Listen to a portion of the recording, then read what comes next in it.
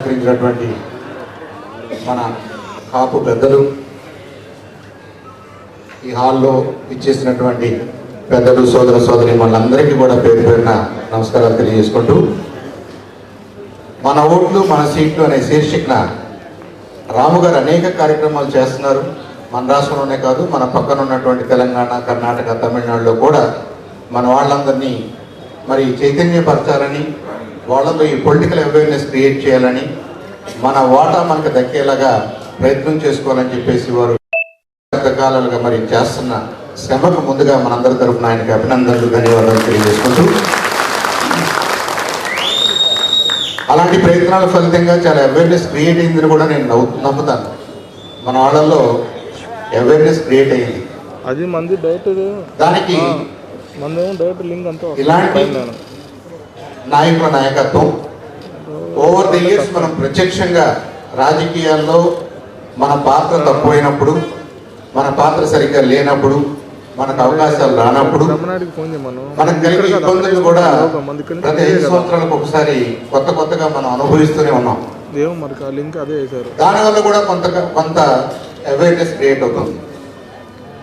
I think 2023-2024 సమయంకి వచ్చేసరికి పరిస్థితులు చాలా మారినాయని, మన వాళ్ళలో అవగాహన పెరిగిందనే నమ్మకం నాకు వ్యక్తిగతంగా కలుగుతుంది. దానికి కారణాలు కూడా నేను చెప్తాను. దాంట్లో నుంచి నాకు ఇచ్చిన ప్రశ్నకు కూడా సమాధానం వస్తుంది. నేను 2004లో మొట్టమొదటిసారిగా విగ్రహాల నుంచి పోటీ చేసినప్పుడు నేను ఎవరు అనేది కొంతమందికి తెలిసి ఉండొచ్చు, నా కులం ఏంటి అనేది కొంతమందికి తెలిసి ఉండొచ్చు, కానీ నేను పలానా పార్టీ తరఫున పోటీ చేశాను అనే విషయం ఎక్కువ మందికి తెలిసింది. కాబట్టి దాని ఇన్ఫ్లుయెన్స్ మీద ఎలక్షన్ జరిగింది. అంటే ఇక్కడ వ్యక్తి కంటే, ఆ వ్యక్తి సముదాయం కంటే, ఆ వ్యక్తి బ్యాక్గ్రౌండ్ కంటే, ఆయన రిప్రజెంట్ చేస్తున్నటువంటి పార్టీకి ఎక్కువ వాల్యూ ఇస్తూ ఓటింగ్ జరిగింది. అలాగే జరుగుతూ ఉంది, జరగాల్సిన అవసరం కూడా ఉందేమో. కానీ మరి ఆ ప్రవాహంలో ఆ ఉన్న పార్టీలు 1, 2, 3 కొన్ని కులాలకే పరిమితమయ్యి ఆ కులాలకే కొమ్ము కాస్తున్నాయి అనుకోండి.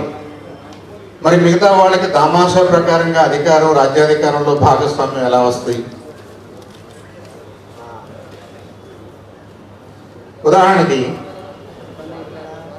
తెలుసో తెలియకో, అది కరెక్ట్ కాదో నాకు తెలియదు, వర్ణ వ్యవస్థ ఉంది, కులాల వ్యవస్థ ఉంది. ఇవాళ మన భారతదేశంలో అందరికీ ఏదో ఒక కులం ఉంది. మనం ఆ కులాల వారీగానే చెప్పుకుంటున్నాం, మిగతా వాళ్ళు మనల్ని అలాగే చెప్పుకుంటున్నారు. అంటే ఒక రకమైన నిష్పత్తి క్రియేట్ అయిపోయింది ఆల్రెడీ సొసైటీలో. 20-25% వరకు ఎవరున్నారు అంటే కాపు ఉపకులాలు ఉన్నారని మనం చెప్పుకుంటున్నాం. అందరూ గుర్తించారు కూడా. మరి తమాషా ప్రకారంగా ఏ పదవులైనా, ఏ స్థాయిలో పదవులైనా ఆ పార్టీ రిప్రజెంటేషన్ మనకు ఉండాలి కదా అని అన్నప్పుడు, దాని ఆలోచన మనకి కలగకుండా పార్టీలు, సిద్ధాంతాలు, సామాజిక న్యాయం అనే ముసుగులో మనందరినీ పార్టీల వైపు నెట్టేస్తున్నారు అనుకోండి. మరి ఈ దామాష ఏమవుతుంది? దీని అవసరాన్ని ఎవరు తీరుస్తారు? అదొక కాపు కులానికి సంబంధించిన అంశమే కాదు, బడుగు బలహీన వర్గాలు అందరికీ ఈ ప్రాబ్లం ఉంది. ఎస్సీలకి ఈ ప్రాబ్లం ఉంది, బీసీలకి ఈ ప్రాబ్లం ఉంది, కాపులకి ఈ ప్రాబ్లం ఉంది.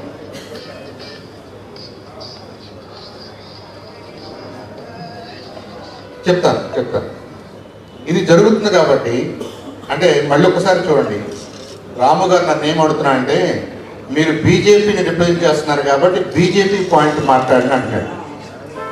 నేను తెలుగుదేశంని రిప్రజెంట్ చేస్తున్నాను కాబట్టి తెలుగుదేశం పార్టీని రిప్రజెంట్ చేస్తూ, నేను వైఎస్ఆర్ పార్టీ కాబట్టి వైఎస్ఆర్ మాట మాట్లాడుతూ, నేను బీజేపీ కాబట్టి బీజేపీ మాట మాట్లాడాను అనుకోండి, నేను ఫస్ట్ రైజ్ చేసిన పాయింట్ మిస్ అవుతుంది అనేది నా పాయింట్. మనం దామాషా ప్రకారంగా మనం అడుగుతున్నప్పుడు మన దామాషా ఎలా వస్తుందో మనం ఆలోచించకుండా బీజేపీ వాళ్ళు ఏదో అనుకుంటారనో, బీజేపీ వాళ్ళు ఏదో చేస్తారనేది ఇక్కడ ఇంపార్టెంట్ కాదు. నేను బీజేపీ సభ్యుడిని అయి ఉండొచ్చు, నేను తెలుగుదేశం పార్టీ సభ్యుడిని అయి ఉండొచ్చు, నేను వైఎస్ఆర్ పార్టీ సభ్యుడిని అయి ఉండొచ్చు. కానీ ఆ పార్టీలు ఈ కులాలకి ఈ సామాజిక నిష్పత్తి ప్రకారంగా, దామాషా ప్రకారంగా న్యాయం చేయగలుగుతున్నాయా లేదా అన్న ఆలోచన ఆయా కులాలకు వచ్చిన నాడే ఆ ప్రజలు ఉంటుంది అనేది నా నా అభిప్రాయం.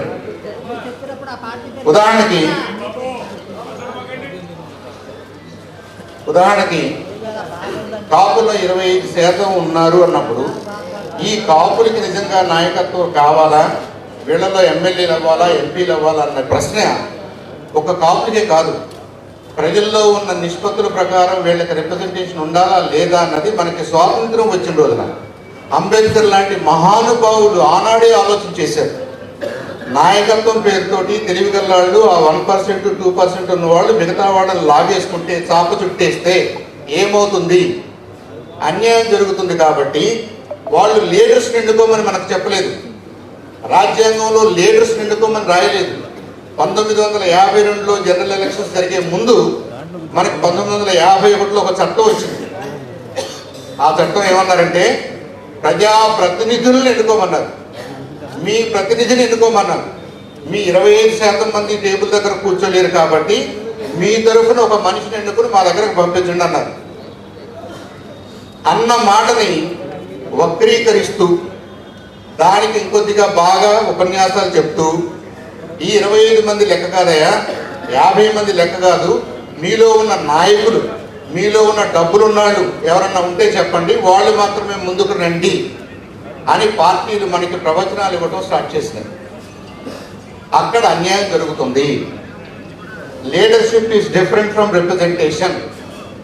నాయకత్వం వేరు, ప్రాతినిధ్యం వేరు. ఇక్కడ ఫండమెంటల్గా మన వాళ్ళందరూ అర్థం చేసుకోవాల్సినటువంటి సమస్య ఇది.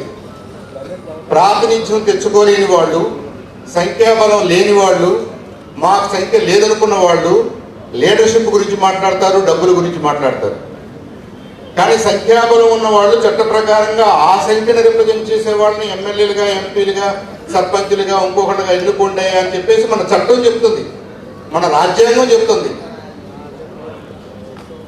1951 పీపుల్స్ రిప్రజెంటేషన్ యాక్ట్ అది. పీపుల్ రిప్రజెంటేటివ్స్ని ఎలా ఎన్నుకోవాలో చెప్పిన యాక్ట్ అది. దాని ప్రకారంగానే ఎన్నికలు జరుగుతాయి. అంతేగాని లీడర్స్ని ఎన్నుకోమని ఎవరు చెప్పలేదు. ఎందుకని ఆ మాట అనలేదు? అంబేద్కర్ గారికి ఆ పాట తెలియదా, లేదా మన ఫౌండర్స్కి ఆ పాట తెలియదు అంటే వాళ్ళకి తెలుసు. లీడర్స్ అన్ని కులాల్లో ఉంటారు. 10 మంది ఉన్న చోట లీడర్ ఉంటాడు, 100 మంది ఉన్న చోట లీడర్ ఉంటాడు, వేల సంఖ్యలో లీడర్ ఉంటారు. వాళ్ళ వృత్తిని బట్టి, వాళ్ళ నైపుణ్యాలను బట్టి ఆయా రంగాల్లో లీడర్స్ ఉంటారు. ఉదాహరణకి డాక్టర్స్ అనేది ఒక వృత్తి. ఆ డాక్టర్స్లో ఎవరు మంచి డాక్టరో మనకు తెలుసు, ఎవరు గొప్ప డాక్టరో మనకు తెలుసు. అది ఆయనకి లీడర్షిప్ అంటాం. ఆ వృత్తిలో ఆయన లీడర్. వ్యవసాయదారులు బాగా వ్యవసాయం చేసేవాళ్ళు ఉంటారు, ఆ వృత్తిలో లీడర్ ఉంటాడు. కానీ ఒక డాక్టర్గా పనిచేసినటువంటి ఒక మంచి నైపుణ్యం ఉన్నటువంటి లీడరు మా ఊర్లో 100% కాపులు ఉన్న చోట మాకు లీడర్షిప్, మాకు రిప్రజెంటేషన్ ఇస్తానంటే కుదరదు. చట్టం అభిప్రాయం అది కాదు. మా ఊర్లో ఎవరున్నారో వాళ్ళల్లో నుంచి ఒకళ్ళని మేము రిప్రజెంటేటివ్గా ఎన్నుకోవాలి. అలా జనాభాలో 20-25% ఉన్నటువంటి కాపులు 20-25% మంది ఎమ్మెల్యేలు ఎన్నుకోగలిగిన పరిస్థితి ఉన్న రోజున 1951 చట్టానికి నిజంగా మనం పట్టం కట్టిన వాడు అవుతాం. అక్కడ బయటకి మల్లికార్జున గారు ఉన్నారు. ఆయనకు అవకాశం వచ్చినప్పుడు ఆయన కూడా దీని మీద విస్తృతంగా వివరిస్తాడని చెప్పి కూడా నేను కోరుకుంటున్నాను. మనం లీడర్స్ గురించి మాట్లాడలేదు, ప్రతినిధుల గురించి మాట్లాడుకుంటున్నాం. కాపు ప్రతినిధులు ఎందుకు లేరు, సభల్లో ఎందుకు ఉండలేదు? నాకు అదే ప్రశ్నించారు. ఎందుకు ఇచ్చారంటే కాపుల్ని మీలో లీడర్స్ లేరు, మీలో తెలియగల వాళ్ళు లేరు, మీలో డబ్బులున్న వాళ్ళు లేరు అని ఒక ముసుగేస్తున్నారు. అది మనం సిన్సియర్గా నమ్మేస్తున్నాం. సిన్సియర్గా ఈ హాల్లో ఉన్న వాళ్ళంతా అనుకుంటారు సాంసరావు దగ్గర డబ్బులు లేవు కదా ఆయనకి ఎందుకు సీట్ అంటారు, పలానా రాజమాస్ గారి దగ్గర డబ్బులు లేవు కదా ఆయనకి ఎందుకు సీట్ అంటారు, పలానా ఇంకొక ఆయన దగ్గర డబ్బులు లేవు ఆయనకి ఎందుకు సీట్ అంటారు. అంటే మనం ఎవరి వల్ల పడ్డాం, ఎవరి వలలో పడ్డామో మీరు అర్థం చేసుకోండి. అది అర్థం చేసుకుంటే ఆ మెలికి అర్థమైతే రిప్రజెంటేటివ్స్గా మన వాళ్ళు కూడా వస్తారు. బీసీలు వస్తారు, ఎస్సీలు వస్తారు, ఇంకా అన్ని రకాల వాళ్ళు వస్తారు. అందరికీ రావాలి.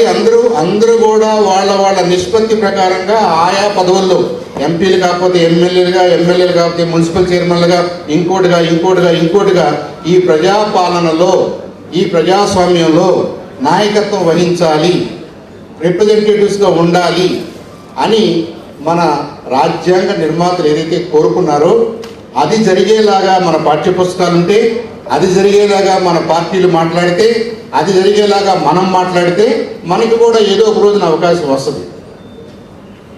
సో ఫండమెంటల్గా ఇది ఎవరి సమస్య నన్ను అడిగారు. ఇది పార్టీల సమస్య నేను అనుకోవట్లేదు. వాళ్ళ స్వార్థం కోసం వాళ్ళకి ఏం కావాలో వాళ్ళు ఏం చెప్పాలో అదే చెప్తున్నారు మనకి. దాన్ని నమ్ముతున్న మనలో సరైన నిష్పత్తిలో సరైన మోతాదులో మనకు అవగాహన లేదు కాబట్టి మనం కూడా నిజమే కాబోలు, మనం దానికి పనికిరాం కాబోలు, మనం నాయకులు కాదు కాబోలు, కాబట్టి వాళ్ళకే మనం ఓట్లేస్తున్నాం, ఆ పార్టీలకే ఓట్లేస్తున్నాం. ఆ పార్టీలో ఉన్నటువంటి 3%, 4%, 5% మంది మన మొత్తాన్ని కూడా పరిపాలిస్తున్నారు. ఇది నిజమైన డెమోక్రసీ అని కానీ ఆ డెమోక్రసీ ఫలాలు అన్ని కులాలకి వెళ్తున్నాయని కానీ నేను అనుకోవట్లేదు. దాంట్లో ఫస్ట్ అండ్ ఫోర్మోస్ట్ సఫర్ అవుతున్నది అటు ఇటు వెళ్ళలేక, అటు పేదవర్గంగాను బడుగు బలహీన వర్గాల్లో కిందుండి సర్వీస్ చేయలేక, పైనుండి ప్రాతినిధ్యం వహించలేక కొట్టుమిట్టాడుతున్నటువంటి ఆర్థికంగా బలం ఉండి, సంఖ్యాబలం ఉండి, ఎడ్యుకేషన్ ఉండి, నాయకత్వ లక్షణాలు ఉండి, అన్నీ ఉండి కూడా ప్రాతినిధ్యం స్థానంలోకి వెళ్ళలేని కాపురికి ఇది చాలా పెద్ద సమస్యగా ఉందన్నది నిర్వివాద అంశం. కాబట్టి ఆ దిశగా మీరు ఆలోచించాలని పెద్దలందరూ కూడా నాయకత్వ ముసుగులో, డబ్బుల ముసుగులో, పార్టీల ముసుగులో పడకుండా ప్రాతినిధ్యం ముసుగులోనే మాట్లాడదాం, ప్రాతినిధ్యం వ్యవహారమే మాట్లాడదాం.